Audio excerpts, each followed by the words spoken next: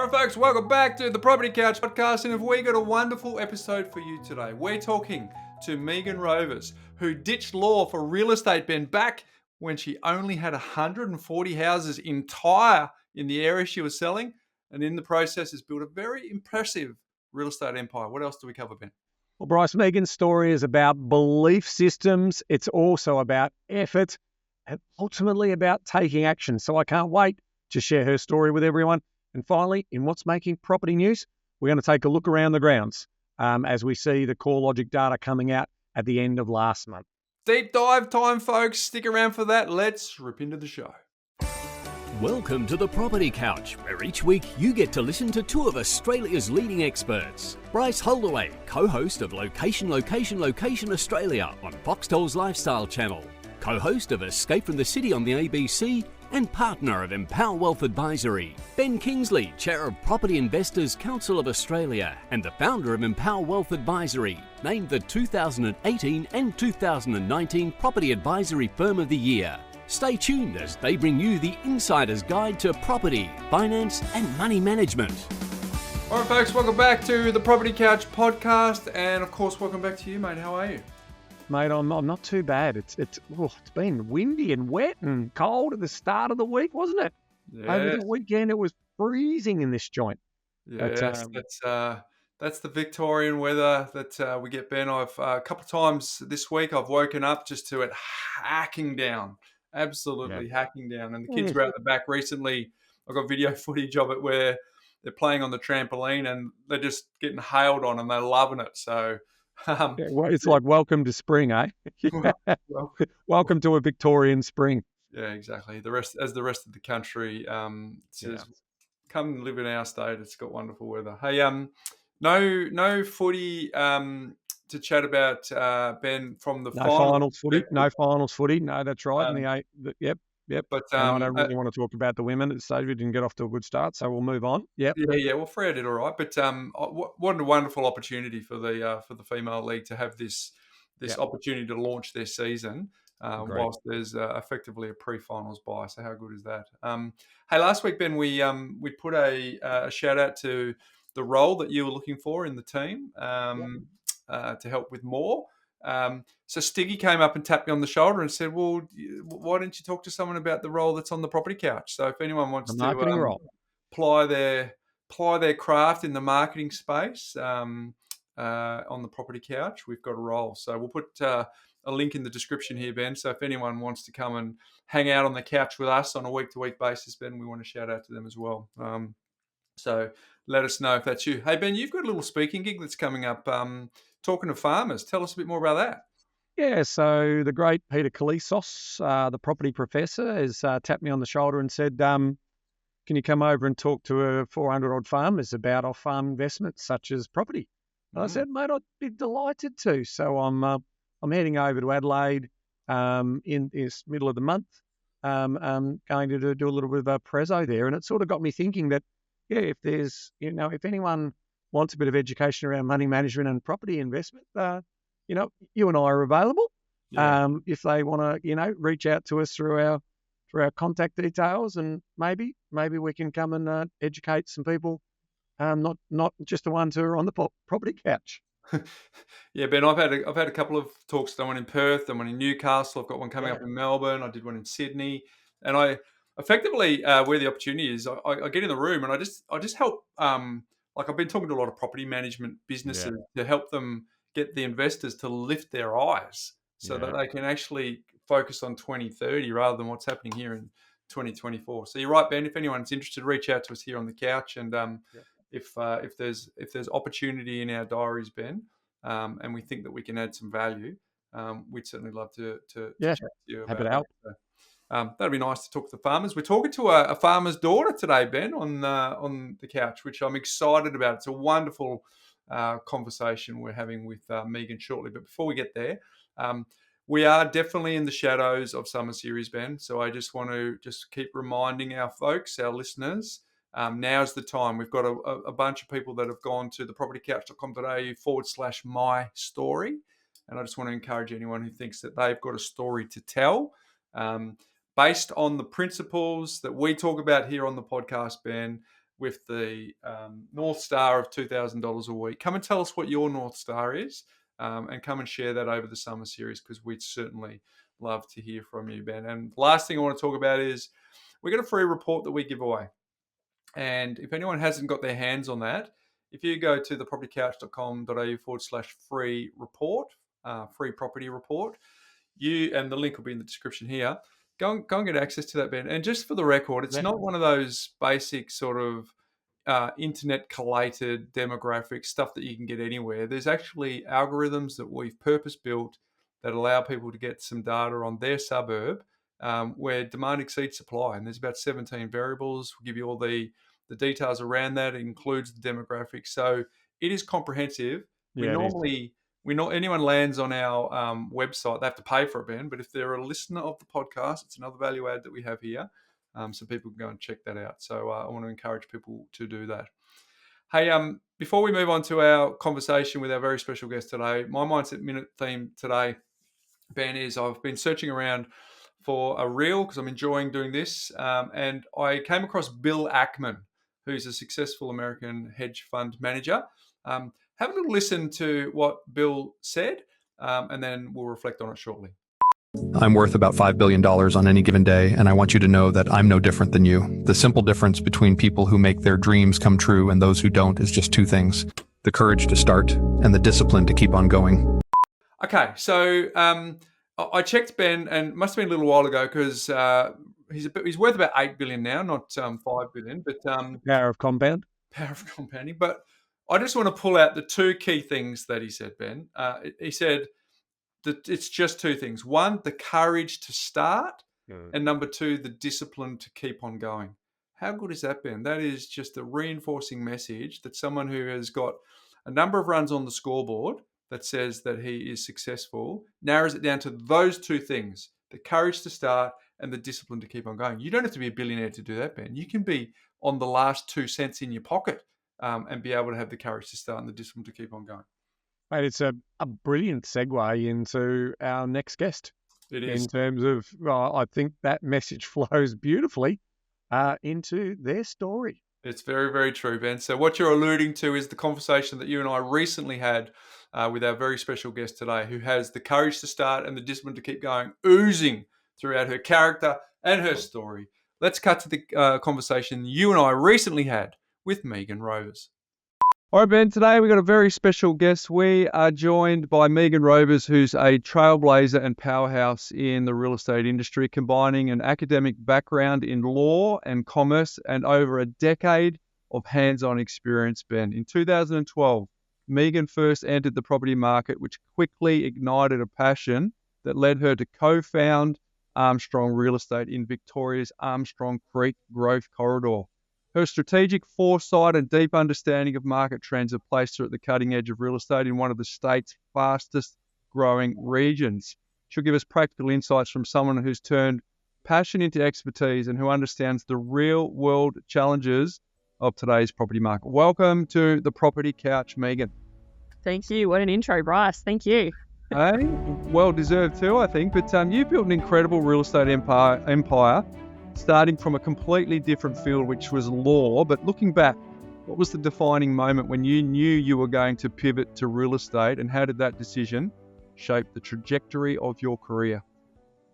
Yeah, so studying at uni, doing law and accounting, I realised pretty quickly that there was lots of great learnings that I could get from that. And a lot of the subjects were little snapshots of a lot of life skills that I do use now.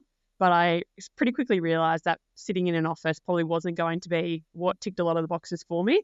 So as soon as I found real estate, I knew that it was going to be what I was after and what I was looking for. So yeah, connecting with clients and following people through an entire journey, not just, little bits here and there. So yeah, once I found it, I definitely knew that it was right for me. Well, there are some incredible layers on how you found it and how you got started, which we'll get into shortly. But before we do, you're a Shep girl from Shepparton, and we want to find out a little bit about your backstory and what conversations were you having over the dinner table with your family when you were growing up regarding money?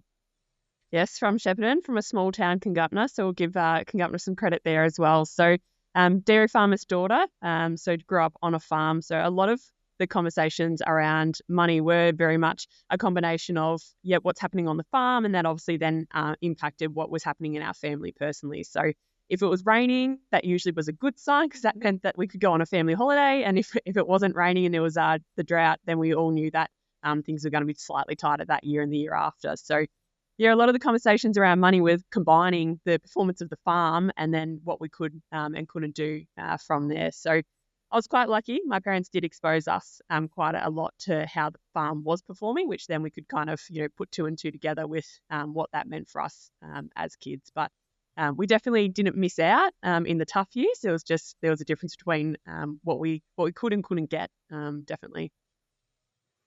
Now, Megan, how many brothers and sisters in the family? I've got an older sister and a younger sister, so middle child, Okay. and I think I've got some of those typical middle child traits that everyone knows about. Well, but there's also, shout out to obviously all of the dairy farmers around the country, because it is an incredibly demanding job. I mean, those cows have to be milked. In my understanding, it's twice a day usually that they're rolling through. So it's an unforgiving job, right? You're up basically before the sun comes up, and then you're pretty much finishing quite late in the day, and you just got to do it 365 days a year. And I obviously drive through that part of Australia to get up to Yarrawonga, and it's a beautiful part of the world. Go up through Katamatite and cut across through Tungamar, and there you are where our sort of property is. The story there around dairy farming and alike through that area has been a sort of mixed bag, hasn't it? It's had some good times, but it's also had a lot of challenges with obviously the cost of producing milk and all of those types of things. How did your parents teach you about that from a resilience and from a sort of an understanding point of view in terms of when you roll your sleeves up and the grit and determination that goes with that story?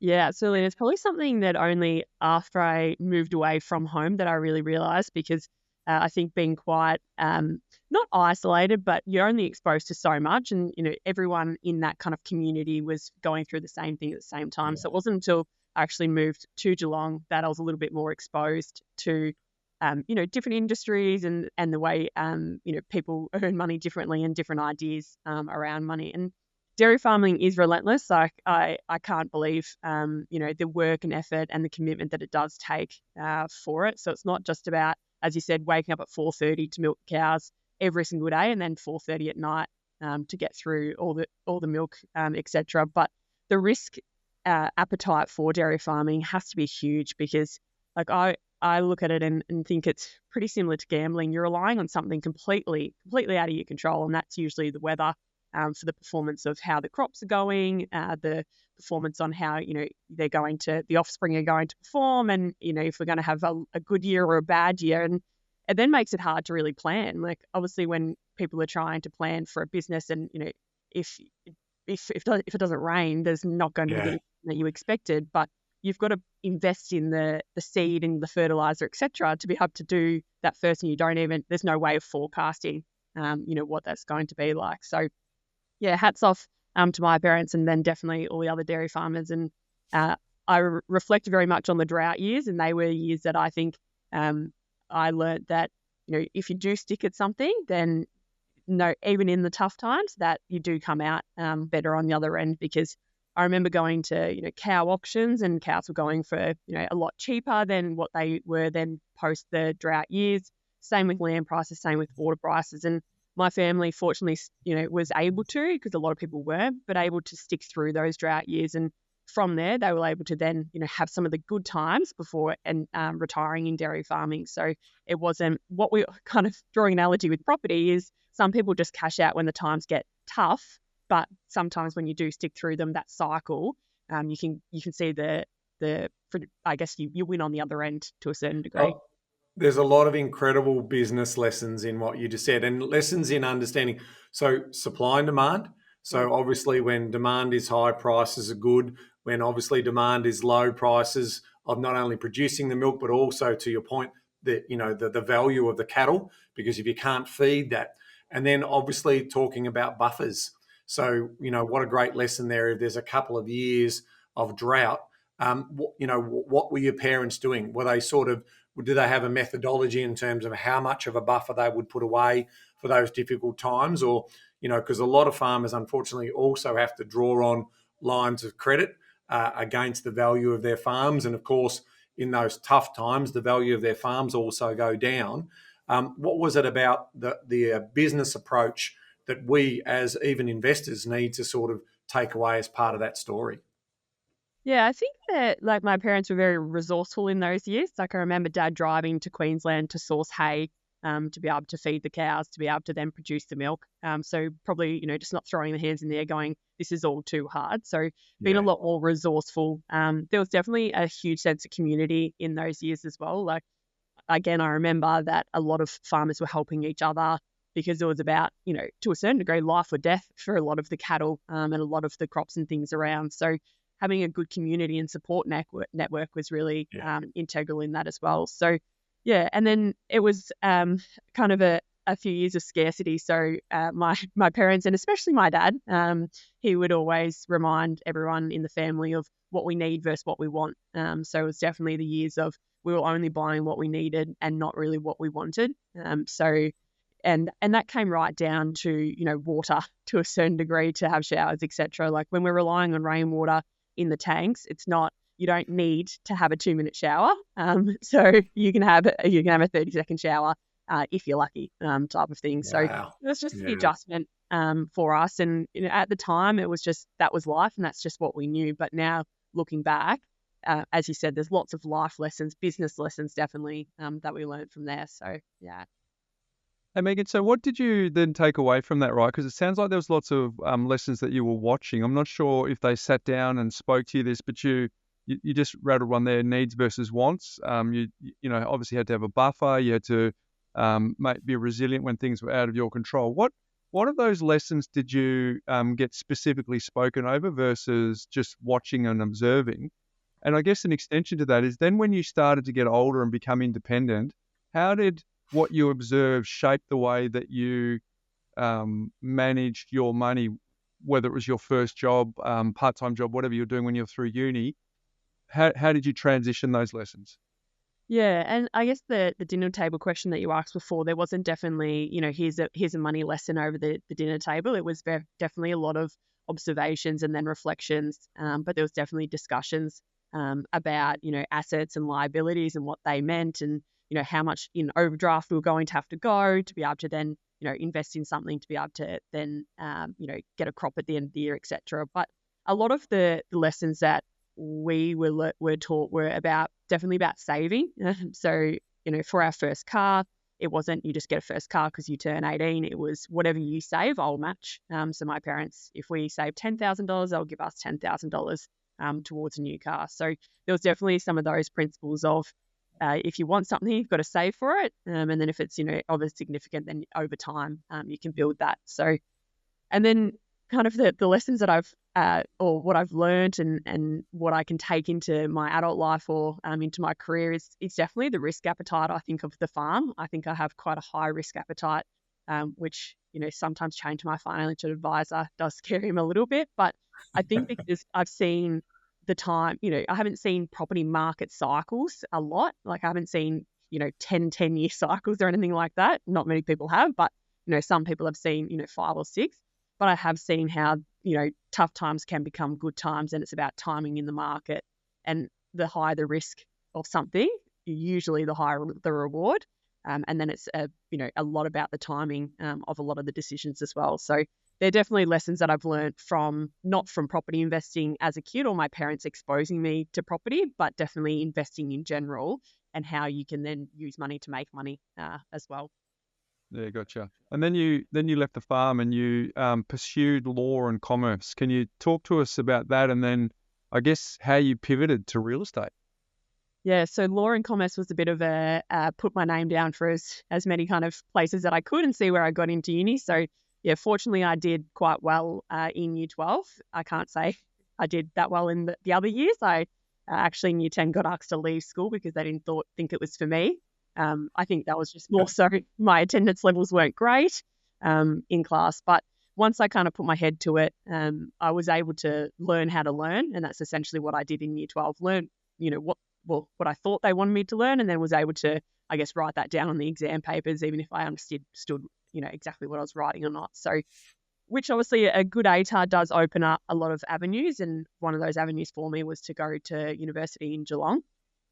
Fortunately, just because of, where we were as a family, I was able to get a lot of scholarships as well. So, had to thank Deakin for a lot of, the accommodation scholarships and book scholarships and those types of things to be able to, afford us to be able to get to that position. But yeah, law and commerce was probably one of my highest preferences. I did have things like, radiology and teaching and all these other types of things in there, but definitely glad that the law and commerce was where I ended up, and definitely glad that Geelong I was able to call home as well. So yeah, once I was at uni, as I mentioned before, I realised that I was finding the content quite interesting, but really couldn't envisage where I was going to then go and sit. So was it going to be contract law? Was it going to be, constitution law? Property law definitely was a little bit more exciting for me than those other types of law. But I definitely, from work experience and exposure, found sitting at the desk quite nummy. So it wasn't until mum and dad were in the position to actually say, hey, look, you're going to need to move off uni residence soon. So I was living on campus. Maybe we'll look at buying an investment property and you can rent it off us. That I kind of found property and found real estate. So dragged a couple of my uni mates around to some open homes, met some real estate agents, did a lot of property browsing. Now I probably realise how annoying that would have been for a lot of real estate agents. Just a 19-year-old, 20-year-old registering for open homes and then providing feedback on clearly something I wasn't actually buying as well. So yeah, once I was exposed to what a real estate agent does, we ended up deciding that they would build, and then that's how we found Armstrong Creek and kind of the house and land package, I guess, area from there. Well, okay. So we've got a national audience, Megan. So let's build the picture. So let's try and set the scene for what Armstrong Creek was like back then when you found it, because we're talking a decade or so ago. So try and picture someone who's in Perth or Adelaide or Brisbane. How would you describe what you saw? Like a farm, so I probably felt a little bit at home. A lot of vacant land. And I didn't really realise what an off-the-plan property was. So I was looking at these house and land packages on realestate.com saying, great, look, I'll go and look at number, 1 Rosebud Street. And then I was on a dirt road in a Mazda 2, which, it had been raining and it wasn't probably the best place to be from a getting bogged perspective, and thinking, hang on a minute, where is this house that I'm meant to be looking at? And it wasn't until I actually got exposed to, this is the plan for Armstrong Creek, this is the growth area. So at the time when I was first introduced to the Armstrong Creek growth corridor, which is Armstrong Creek, Mount Dunedin and Charlemont as suburbs, there would have been 100 to 150 houses, one road in, and that was the only road. It was the same road out. And it was, you're buying properties from portable kind of display areas with maps on the ground that were showing what was coming. There wasn't a public toilet, there wasn't a cafe, there wasn't any infrastructure around. It was a location between Geelong and the Surf Coast and the Ballerine that, to me, looked like it had a lot of potential growth in it, given the location alone, let alone what the infrastructure was going to bring. So, yeah, it was farmland. So it was, kind of looking out into the paddock and saying, I think I'm going to be between that tree and that tree. We'll see what happens kind of in the next 2 years once it's actually built. So Megan, take us through that process of sort of going into established homes, looking at the price points, getting your sense of affordability, and then obviously seeing vacant dirt in, what is potentially a super, greenfield sort of subdivision that's going to go on. How did you sort of make that transition from a logical point of view to say there's more affordability out wider, it's cheaper, we can build and I get something brand new, as opposed to sort of being maybe closer to Deakin, closer to the established areas of Geelong as part of that thought process? So from an investment point of view, I think that's an interesting story for our community as well. Yeah, and it was something that I think by asking lots of questions, and when you're talking to the two, they can obviously tell you. So when you talk to an existing real estate agent, they can tell you all the reasons why you should buy existing, And then when you're talking to a builder, they can tell you all the reasons why you should build. So I kind of used a little bit of that, and then looked at definitely the needs of what we were wanting to buy. And a lot of it came down to timing. The timing of the build was actually going to be quite good for us because I wasn't ready to move into something right then. So we were able to buy something that was bigger, newer, and had more potential, and didn't have to necessarily pay for it today and move in today. It was the timing of it, in 12 months' time, it was going to be available and ready for me, which was perfect. So the existing market, I could see that there was a lot of work to do on the properties. So I knew that mum and dad had a $350,000 budget, and that was it. There was no room to squeeze on that. So I knew that if we purchased something existing, there wasn't going to be, can we look at doing some renovations or anything like that? So it was buying what we could afford, buying based on the timing, and then from there learning a lot about, well, if this is an investment property for my parents, then what is the depreciation on that? How can that help them against their earnings, etc. New versus old as well. So yeah, the actual infrastructure in the area, I think maybe it was a little bit of being naive, but I saw it and I was like, wow, that's really cool. Like if this all comes, then why wouldn't people want to live here? I can absolutely understand why no one wants to live here now. And I learned that really quick when we started the real estate agency, that no one really wanted to live there. But as soon as the infrastructure came, then I could actually see that. And, I think it was about believing in the development and the areas and the developers and what infrastructure they were going to be able to bring. I think we should declare to our audience too, Ben, that we believe in buying what exists rather than what's coming. But if you go out into Armstrong Creek now, it's well and truly established, and it's in between me driving from my house to Geelong. But guess what we're keen to find out here, Megan, is you've helped your mum, you've done this investment property, and all of a sudden something happened in that experience that said, oh, this law stuff, this commerce stuff, that's not for me. I'm actually going to go and start a real estate industry in this paddock with my Mazda 2, and I'm going to navigate the boggy streets, and this is what I'm going to do for a living. Like, can you take us back to that time in your life and the thought process and the sparks and everything that sort of kicked that off? Yeah, and this is probably a shout out to my dad again. I was at uni without a job, and when we were in the display of home, there was a role available to become a display host. So doing the administration for the display salesperson, and my dad actually said to the person working there, like, you wouldn't happen to have any positions available, would you? And it happened that he did, and he was actually going to Bali. I think it was either the next day or the next day after. So he's basically said, like, you start now. And that was kind of my part-time job whilst I was at uni. So I was assisting selling houses off the plan whilst at uni. It was a great job because when no one turned up, there was the opportunity to do uni work. And, it was a casual job. It started at 12, which also suited the partying lifestyle of uni. Started at 12 and finished at 5 most days. So it actually was that job that then allowed us to realise that, hey, we're building all these houses in this area. They're not here yet, but they're coming. There's not really anyone that's focusing on this area from a real estate point of view. Perhaps there's an opportunity there to create a real estate agency that knows this quite well, because even new builds in Geelong were kind of a new concept. Like a lot of the Melbourne builders, there was your typical Metricons, etc. in Geelong, but a lot of the Melbourne builders had actually started to believe in Armstrong Creek at that time. So there was a lot more happening, and when we thought, well, why don't we try and create a tailored solution to this area rather than just an existing real estate solution trying to service these new builds, because they're slightly different to what people are wanting. So yes, let's started. Time. This is like 2012, is that right? 2014. Yeah, 2014. The idea came along to us. So in May, the business name Armstrong Real Estate was registered. And that was a strategic, what else are we going to call it? We're in the Armstrong Creek group. Why don't you call it your surname?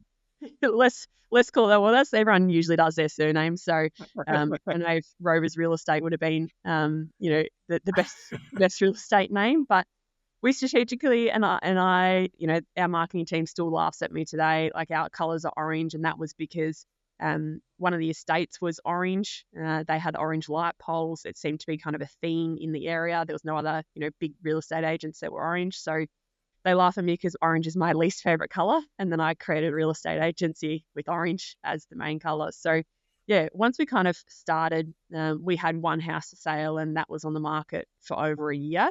And that's when we realized that, yep, it's great to have a real estate agency, but we actually need to make some sales. So it was fortunate enough that it wasn't a big startup investment.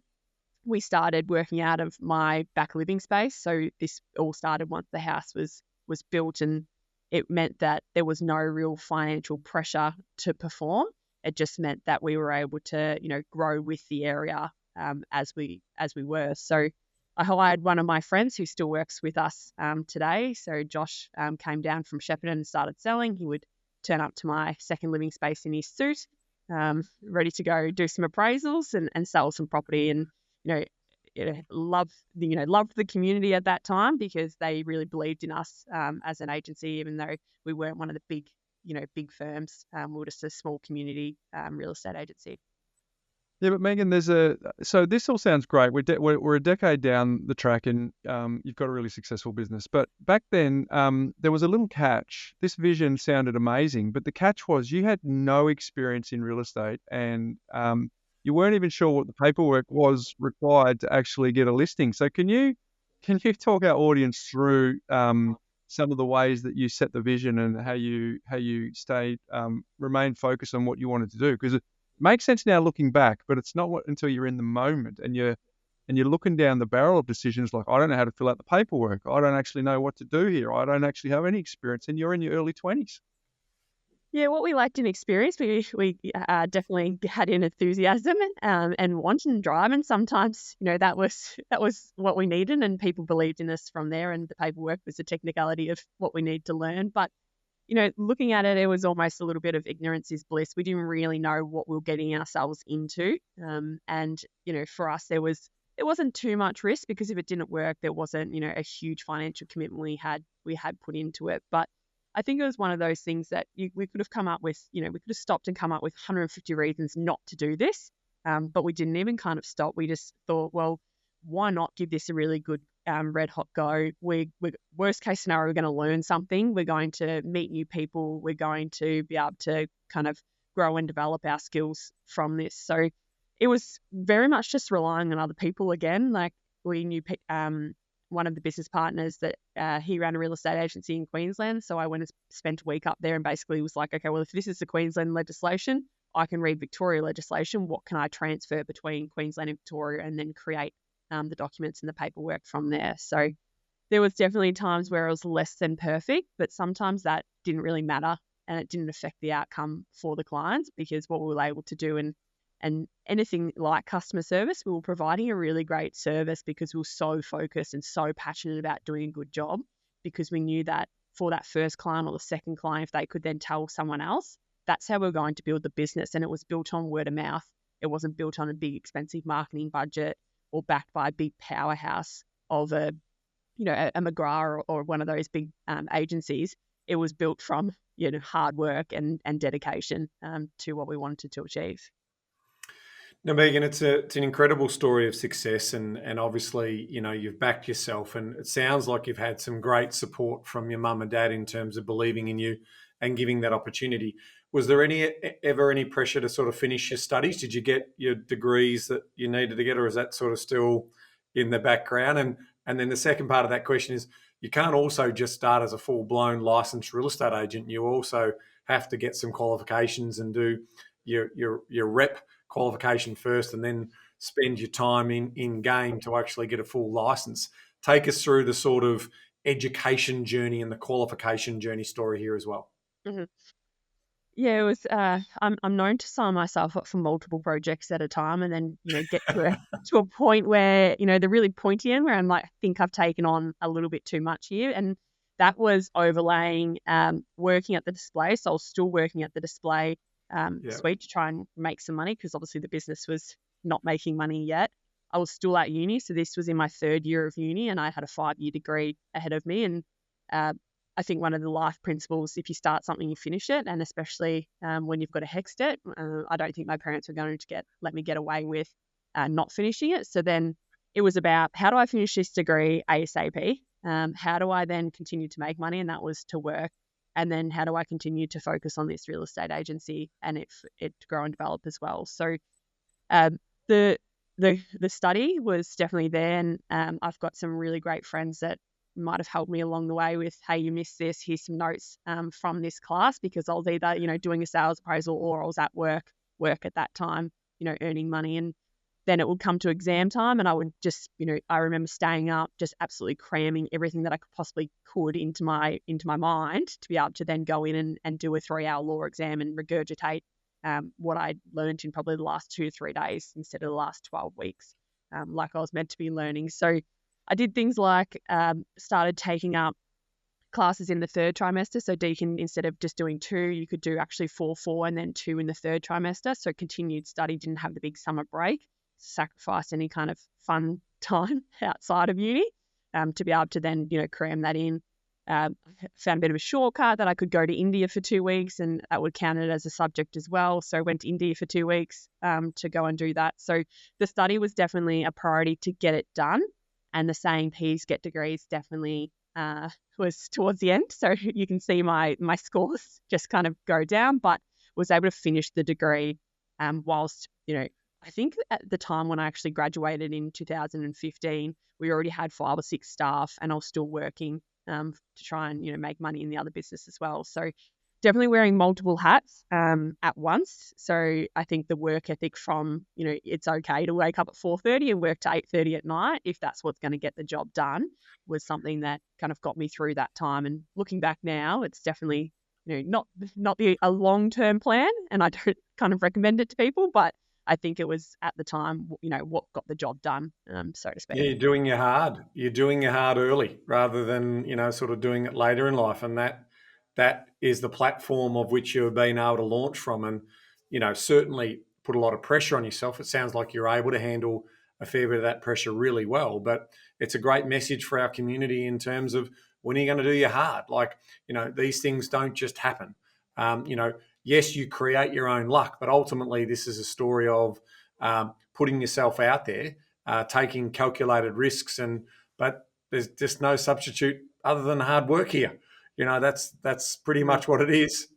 Yeah, and unfortunately our sales agents hear that a little bit from me today when they tell me the market might be great. I'm like, you don't know what a bad market is. Like, back in the day when I was going to sell, and but yeah, it's obviously the business now is at a completely different stage, and the business grew with what we could afford and the time and effort that I could put in. So we couldn't tip a lot of money in, but what I did have at that stage was the time and, as I said, the effort and the enthusiasm to tip into it. So it definitely grew, and our kind of recruitment method definitely helped with the growth there. We're recruiting, my little sister, and then, Josh's girlfriend started working for us, and then his girlfriend's sister started working for us. So it was people that were also willing to roll up their sleeves for the business because they believed in the vision and the bigger, plan for it as well. So it was, it was a great time. And looking back on it, we moved from the back living space. We then had and this sounds very odd, but we had a room in a psychology firm, which actually had a different door to the front entrance. So we had our little space that we could work there.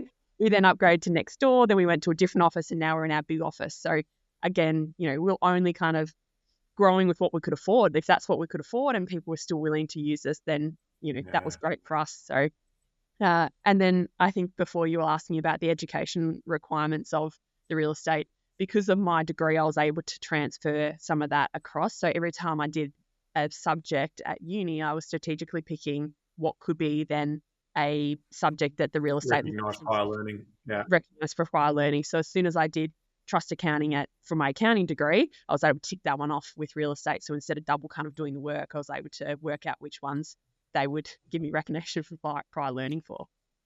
Nice. It's an incredible story, Megan, of leading by example, right? Because you laughed before and you said, to your sales team that they don't know what you went through, but that's important. Like you have shown that you're not asking them to do something that you wouldn't do. In fact, the conditions are much better now for them than what you were prepared to do.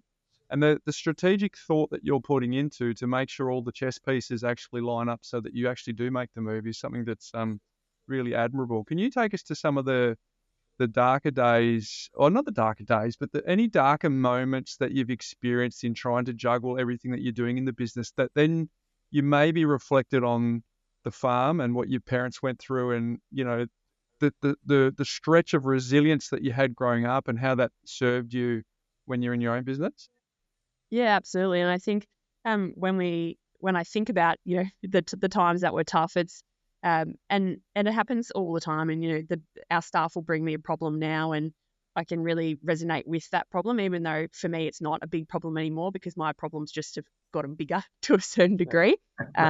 So they've just changed, and what was a big problem back then is now a small problem now, just from exposure, from learning, and from building that resilience. So it was definitely about there's always going to be tomorrow, and it's a bit kind of like that cliche loose strategy of most of the time when the times did get tough, it was probably just stop, sit, reflect, try and understand and really break it down into what can we actually do. And my default personality is if there's a problem, there's a solution. So what is that solution and how are we going to find that, rather than dwelling on this is the worst thing that's ever happened to me, or I'm never going to be able to move forward from this. And there's definitely that thought that pops into my mind, but as soon as that gets there, that it's almost like, well, what's the solution? How are we actually going to move forward with this? And I think for a very long time in the business, I was leading by example, wearing multiple hats, and found it very difficult to let go of control, to be able to say, hey, look, I can actually get people to do this role for me, and I can teach and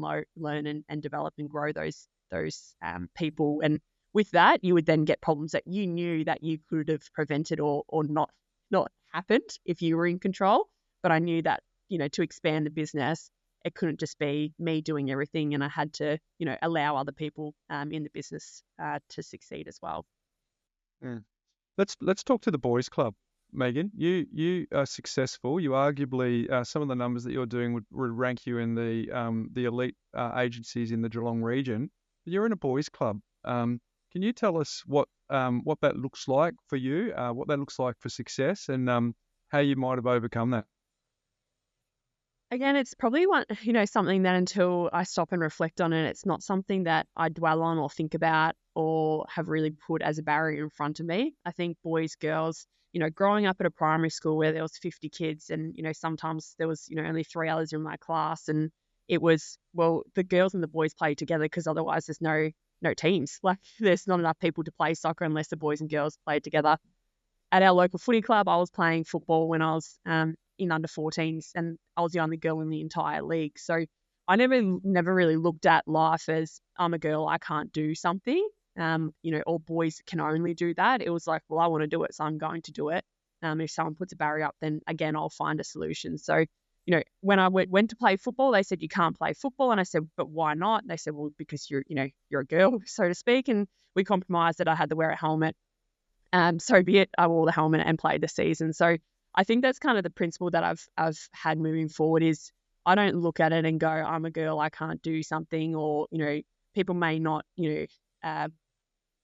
look at me the same as a lot of the boys club of real estate, especially the industry is so full of it. But I think it's, one of those ones that I've been really lucky to surround myself by great males who support me as well. So hats off to a lot of those people that have kind of empowered me and not let that become something or be something that the community or the public, definitely look at. And sometimes I can use it to my advantage. Like, we think that there's certain people that resonate with a female sales agent. So definitely was kind of using that where I could. But from a typical kind of girl boy point of view, our office in general is very mixed. We there's I think nearly a 50-50 ratio even of boys and girls in the office. I mean, it's an absolute tribute to you in terms of being able to work through that, because Bryce is right. It's still very much a boys' club, generally speaking, in terms of the number of men and women who are playing in real estate. But it's great to see, obviously, examples like you and others who are just ignoring that story and just basically telling their own story and creating their own narrative. So real credit to you there. I want to talk about the the formation of the customer journey in terms of now what you've been able to build in terms of putting all of those pieces together. If I think about, when I started the Empower Group, it was sort of the same sort of thing. I had a really clear understanding that I wanted to provide all of these services around the property investor and making sure that they were well looked after. When did that sort of trigger for you in terms of, designing this idea of a customer experience that just far exceeds a property transaction? Yeah, it was probably, and part of it might be my slightly controlling nature that I want to be part of it through the entire. I can't actually, hand someone across to someone who may not, deliver the same message or whatnot. But I'd like to hopefully think that it was a little bit more than that. But what we realized was, again, we're an independently owned business. We're not a big, juggernaut. We don't have big marketing budgets. So we were really relying on people having a really great experience and then them telling their friends or wanting to reuse us. So what we realized with Armstrong Real Estate specifically was we were doing a really great job and people were really happy with how we were, selling and performing in this kind of geographic area. And then they were moving to other places in Geelong and wanted to use us, but the brand was probably not that transferable. So hence when we started Oslo Property, which is, a different kind of real estate. It's more a demographic-based real estate agency rather than geographic. So we could then start to have real estate clients for life. And what we realized through the property journey was it's tough. Sometimes, it's confusing. There's lots of jargon that's used. There's lots of different places and people you need to speak to. You need to, are you going to go to the banker or mortgage broker? And then from there, are you going to get a conveyancer or a lawyer? And what do those people even do? Who pays them? How does it even work? So what we realized was our approach had always been educational. It had been working with our clients rather than necessarily for them. It was working with them, holding their hand through the journey, no matter how much kind of we need to be involved or not involved with that. And that's where the end-to-end experience of incorporating conveyancing, finance, build, land, existing houses into our kind of portfolio of businesses allowed us to be able to go, okay, look, hey, I've got a colleague here that can actually help you, rather than, good luck out there and then come back to me once you're pre-approved and ready, or, here's, go to a conveyancer. So it also, what we really believe and what we think as well is it makes, our real estate agents better agents and makes our brokers better brokers because they understand both sides of the story. Sometimes, when I was selling and we didn't have these in-house services, that the message could get really mixed. And it was almost like, hey, I'm going to blame the broker who then can blame the conveyancer who then will blame the real estate agent. And then we'll just go in circles and the client gets really frustrated with the process. Whereas now it's kind of like, well, I can't blame my colleague because they're sitting right there. So we're going to have to problem solve and work this out for the client without kind of playing the blame game. So it was definitely about, creating clients for life, working with people, but then also, trying to look after the clients who already had and working with those people rather than trying to just attract, the churn and burn model of, hey, come in, sell your house with us and then see you later. Never hear from us ever again. Megan, it's an incredible success story. I think you have done a remarkable job of sharing a heart for people and helping people along the way, and as a result, built a really successful business. I've recently been engaged in a transaction with you. We've got a family member who was looking for some property in your area, and it was a wonderful experience. So I think that when I first met you and I got to walk into your office and see the heartbeat of the business, I think it's definitely a reflection of you. And I think for the last sort of 35 minutes, we can see that. I want to pivot to what life looks like adjacent to business. So you've got this success. I'm sure it's bringing you nice fruits for your labour, but where do you park it? I know that when we started the conversation, you said that your property journey has been around getting your hands dirty. So can we talk a little bit about that and what that looks like for you on the actual real estate journey that started with mum and dad back in 2014? What does that look like for you personally? Love talking about property, so we'll keep going with that. Look, my property journey, and it's probably something that hasn't been, again, the traditional kind of property journey for a lot of people. So a lot of people would buy their first home, live in their first home, outgrow their first home by starting a family. Once they could then afford investment property, jump into the investment market. That's kind of, I've been a bit stereotypical, but that's kind of the typical journey that we see for a lot of people. What I realized was, because I love property and I loved risk as well, that there was an opportunity to be able to leverage my earnings through property. So actually, rather than investing in property and letting it sit there and go with the market, that I could actually leverage my skills, knowledge and experience with property to be able to do what we call flipping property. So there's kind of two funnels that I look at when I look at my flipping journey of property, and that was my personal journey, and then actually made a business out of doing, property flips as well. So the personal one is probably the one that I reflect on and have a lot of really fond memories of, and some memories of maybe I've moved a little bit too much for someone my age. But what I realized was it was that need or want kind of principle from what I'd learned growing up. Was my first home probably wasn't everything that I wanted, but it was what I needed, what I could afford, and in an area that was kind of good enough for me to be able to add value, or for the area to be able to help add value through infrastructure or doing, making smart choices in the property, to be able to then live in it for the 12 months, get my capital gains free tax exemption, sell that, and then buy again.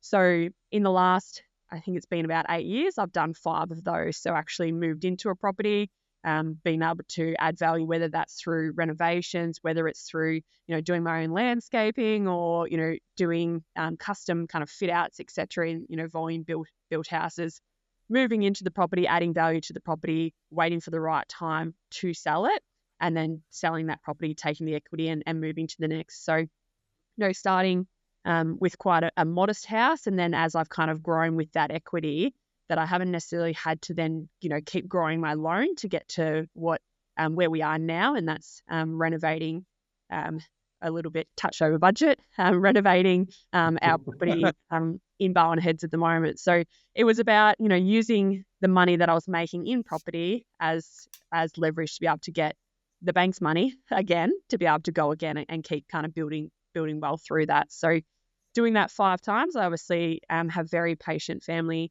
friends and partner who's happy to kind of keep, packing up and moving every time we need to then do, if we need to do changes or landscaping, etc. And then the second funnel that I mentioned was doing it through the business. So I realized that there was an opportunity here to kind of make money from doing this, and that was all good and well, but there was kind of a threshold on how quickly I could do that. So how many I could actually do, because you can't actually move that quickly. And then obviously to get the exemptions, you need to live there for a certain period of time. So created a business model where we're actually buying and flipping houses, and then paying the company tax, etc. on it. So that kind of model was more about a higher volume. So doing more of them for, I guess, less reward, because you've got the tax, etc. The risk was less because there was more of them, and so we could spread and diversify the risk. It wasn't kind of all eggs in the one basket as well. So having the two side by side allowed me to kind of create equity for my own home, but also then to create earnings from my earnings through flipping properties. So kind of in the last 3 to 4 years, we've done around 19 of those, and that is, everything from buying a piece of land to then selling that land once it's titled, to, building a house and then selling it straight away. And it goes a little bit against the business that I own, being a property management business, about, buying investment property and putting renters in it. But that's definitely something that we'll be looking forward, moving forward. Now we've kind of got the equity behind us. It was just a way to build wealth from very little kind of savings, was the idea of flipping property. And Megan, you talked before about the demographic of the community that you're serving. What's the sort of blend of investors versus owner occupiers in the sort of area that you're serving, and how does that feed into your property management business now? Yeah, what I love about the Armstrong Creek growth corridor, it's for everyone, because of its kind of close proximity to the Surf Coast or the Bellarine Peninsula and then to Geelong. we get everything from, professional couples to growing families to downsizers who, are coming off farmland, want that lock and leave solution, to first home buyers, and then to ultimately investors as well. So there has been a lot of investors. We manage just over 1,000 properties in the area. So there's definitely a lot of investors that we have. Yeah. A lot of the Yeah. investors are kind of first-time investors, so not people with huge portfolios. So we don't actually have a lot of multi-investors. It's kind of that, person who's getting their first investment property because it is, a newer property. There's kind of, less risk in terms of potentially things that could go wrong, replacing, and carpets, etc. So yeah, there's definitely a kind of a mixed bag of the demographic, which I think is really exciting because it just means that from a sales and a rental point of view, it is really about each client's journey and their experience because, if someone is upsizing, sometimes, there might be 3 kind of transactions happening at once. We might be selling for them and they might be buying off us, but they might be also then, thinking about buying an investment property, or they already have one with us as well. So yeah, it's kind of nice to have a mix of demographic. Yeah, for sure. And with the increases, if we've got a lot of firsties who are in the property space, investment space, have you noticed what the sort of 13 rate rises have done, and also potentially land taxes? Have been any sort of trends that you've seen in the market off the back of that? Probably seen a lot of investors cashing out, which probably when we kind of go right back to the start of the conversation about when times are kind of getting tough, people are just exiting kind of the market, where sometimes it's not the best time. And our agents are trained to obviously give good advice where they can on whether it's a good time to sell or not. But a high supply of investment properties for sale in the market is not helpful for anyone. It's not helpful for the rental demand. It's not helpful for sale prices. Because, and then obviously with vacant properties, etc. as well, it's kind of not great for the story of vacancy rates, etc. So yeah, I think what we've typically seen with the rate rises, first home buyers are still active. They're in the market. There's lots of supply. So if anything, they've got almost too much choice to make a decision sometimes. So they've got the opportunity to actually get in the market. Sometimes fear and emotion and influence of family and friends can be one of the reasons why first homeowners don't just jump in the market. But, we try and educate buyers that sometimes it's not about when you get in, it's actually when you get out. So it's actually the difference between getting in and getting out. So if you're getting in now, unless you're thinking of selling in 6 months, it doesn't really matter if the market goes up or down in 6 months. It matters what happens when you go to sell in 10 years or 15 years, what's going to happen then. So I think for our first home buyers, if we can get them educated enough to kind of go, hey, look, you've got lots of choice, and with choice, then you've actually got the opportunity to maybe get something that you couldn't have afforded in the last 2 years. And then our investors, we're trying to encourage them to hold on, but we can empathise with them a little bit. If it's a secondary mortgage and the times are getting tough, there's only so much you can do. But we would love everyone to kind of stay in the market where possible, because we do know already that even with the rate rises, the times are getting a little bit better already, which is great. Megan, my final question for you is, I think we'd be mad not to get your insights. If you could just sort of go to 10,000 feet and just talk to the greater Geelong region. I know you've got a bias towards Armstrong Creek and Lara. Oh, and in fact, your other brand is across Geelong as well. But what can you tell us from 10,000 feet? Again, speaking to someone who's outside of Victoria, who might not know the region very well. Why should people be optimistic about this region? What do you see on the inside that a lot of people on the outside might not notice or observe about what's coming? To your point there about the region in the next 10 to 15 years. My elevator pitch on Geelong. I love this. Well, look, I'm obviously passionate about Geelong because of it's where I call home, but also where the business is. But I still try and, my realestate.com search is everywhere. Like, I think if they looked at me statistically, I'm looking at Queensland, I'm looking at Perth, I'm looking in all different markets of what's happening. But I still believe so passionately in Geelong. And when I think about, why people want to, or why Geelong will continue to perform, I think there's, we've got great peninsulas, we've got great coastline. People will always be attracted to the coast and the ocean, and, that's not going anywhere. It's always going to be creating communities where people want to live, people want to spend their weekends. It's always an attractive kind of reason. Having a change in kind of industry as well. So having, big brands like KPMG, WorkSafe, investing in big offices and in the Geelong region, I think is bringing not only just infrastructure, not only just jobs, but more people to the community who are then spending more money at cafes, etc. So, I think Geelong is starting to find its kind of heartbeat again after, Alcoa and Ford, etc., closing and people thinking that was kind of Geelong's doomsday. It's now kind of, there's a rejuvenation of the CBD, which is the centre of Geelong. And then obviously you've got the Surf Coast and the Ballerine Peninsula where people want to naturally spend time. And no one can take that away from us, which is kind of nice. People can, big businesses can leave Geelong, but I still think investing close to the ocean is always nice as well.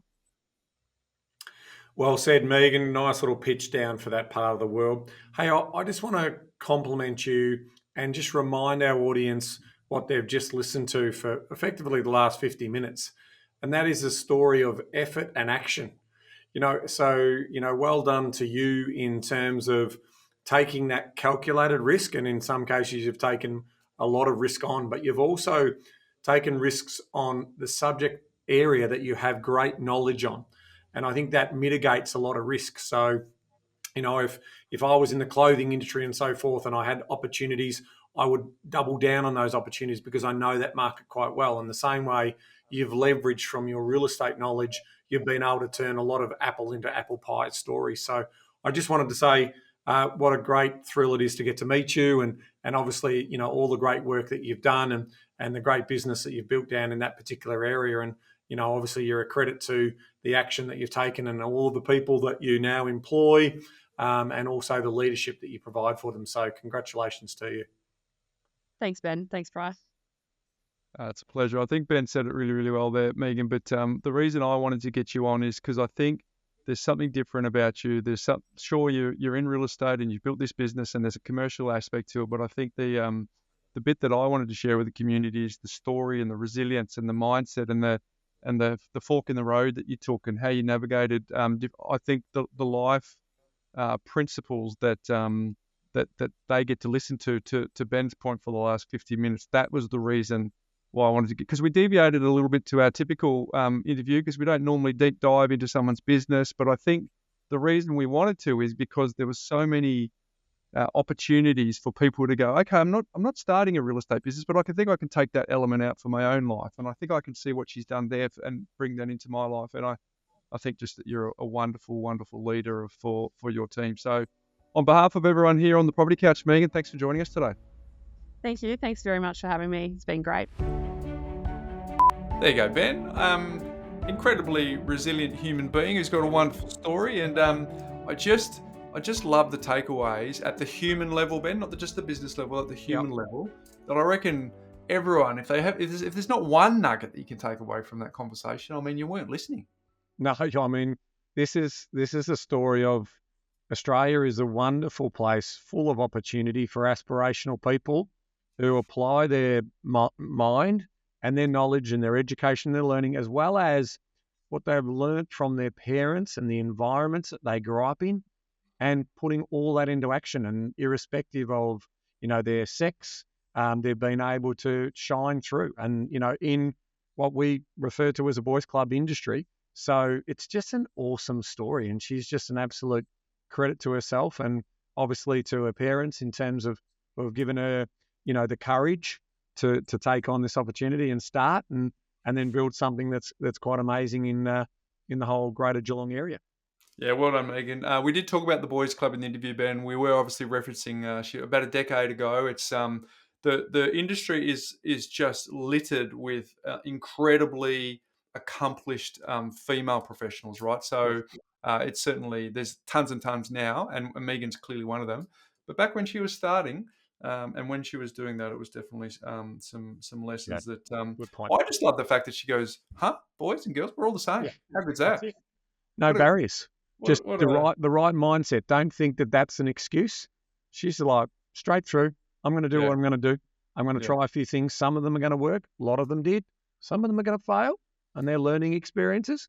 But I'm still going to keep moving forward. So yeah, she's an absolute jet. I love it. There's lots of lessons there. So, and interesting too, Ben, talking to the mindset of the investors that she represents in that sort of subdivision. It kind of sort of overlays to the conversations we've had on the podcast here over many years, Ben, around it was largely attracting first-time investors. So she confirmed that. Yeah.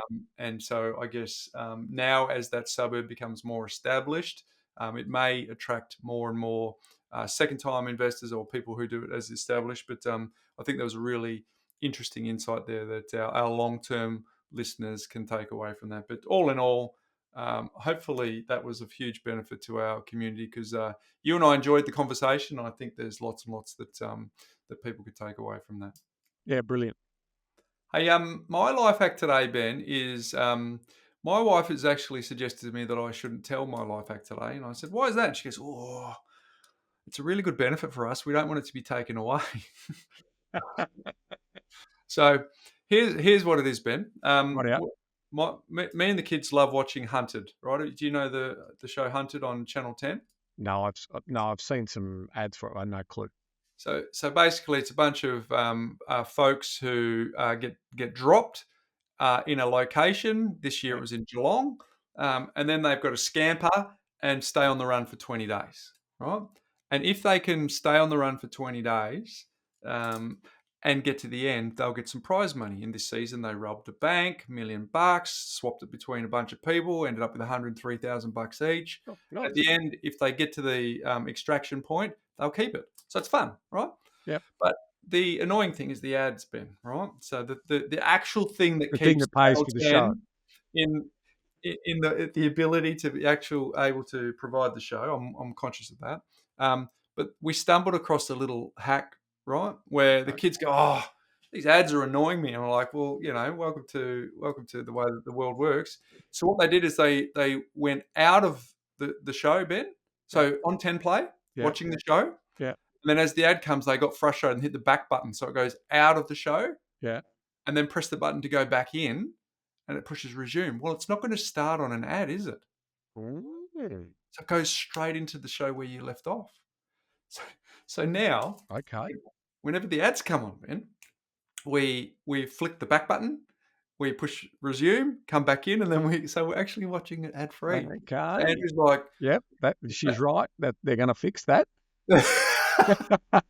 because yeah, there are other, like SBS and a few of the others. Yep, you got to sit through the ad to start with. We actually watched, Jane and I watched a series recently. It's not for everyone. The language is colourful, to say the least. It's called Deadlock, and it's an Australian series. It's a comedy murder drama series by two very, very talented comedian ladies here in Melbourne. It's written by them. It's a pretty good show.